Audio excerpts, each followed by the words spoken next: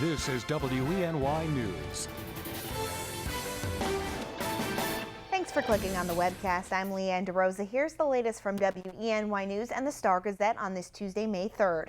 The search for a new fire chief in the city of Elmira is underway, but not before giving the current chief a proper farewell.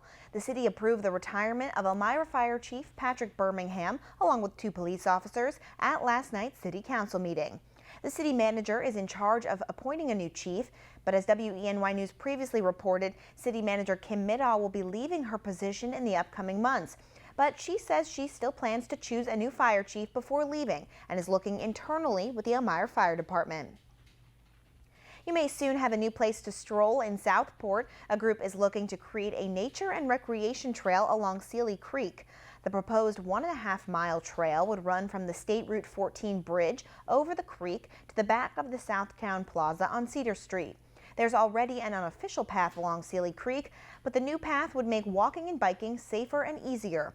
If you would like to learn more or give feedback, the Southport Trails Committee is having a public meeting this Wednesday night, 7 p.m. in the Town Hall.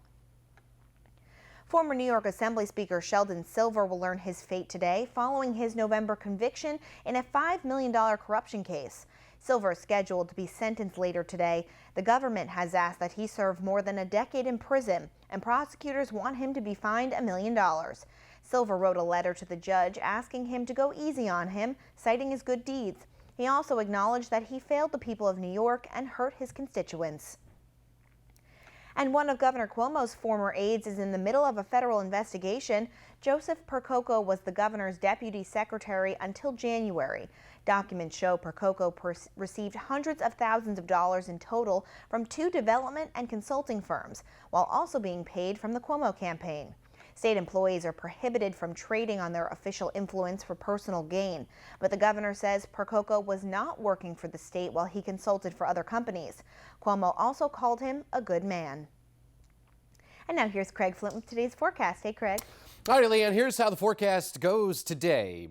More seasonable and a mix of clouds and sun, but we're just in this pattern where there's at least an opportunity for a passing sprinkle or shower, but it's isolated today, so not everyone will see it. And if you were to time the amount of time it was dry today versus the amount of time it was raining, it's probably going to end up being more dry. So bottom line is mainly rain-free, and we'll give you a little sun too. Lower 60s, that's more seasonable. A normal high is 65. Overnight tonight, variable clouds, maybe a shower. And that's pretty much the forecast for the next several days here.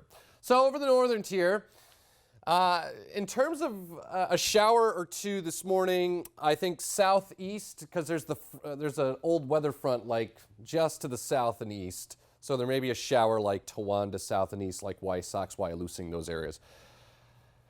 And through the day, while I can't rule out a passing sprinkle or light shower, most of the time it's rain-free. Highs upper 60s, upper 50s to the low 60s over the southern tier, and the opportunity for an isolated shower over the Finger Lakes. Most of the times rain-free, and highs here in the upper 50s to near 60.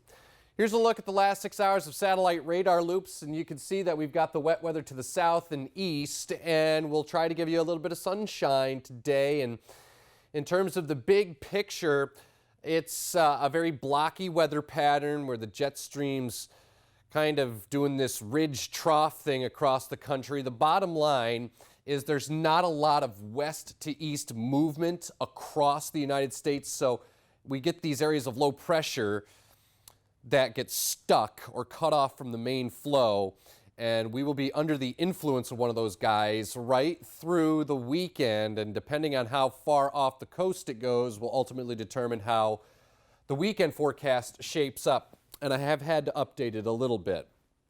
So an isolated shower today, 62. Another round of showers and storms Wednesday and Thursday. Just one of those patterns, but again, not raining all the time. 64 Wednesday, 65 on Thursday. So hey, at least the temperatures are going in the right direction.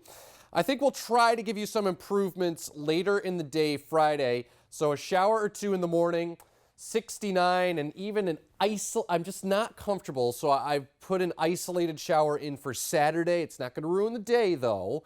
72 on Saturday, and then as we head into Sunday, a few showers for Mom. The high of 64. That weekend forecast is subject to change. We'll keep you posted. Finally, though, some breaks, literally, in the sky department as we head into Monday. Some sun and 67. Leanne? Thanks, Craig. For the latest news, weather, and sports, be sure to watch WENY News at noon, 5:30, 6, and 11. And don't forget to pick up a copy of today's Star Gazette. I'm Leanne DeRosa. Have a great day, everyone.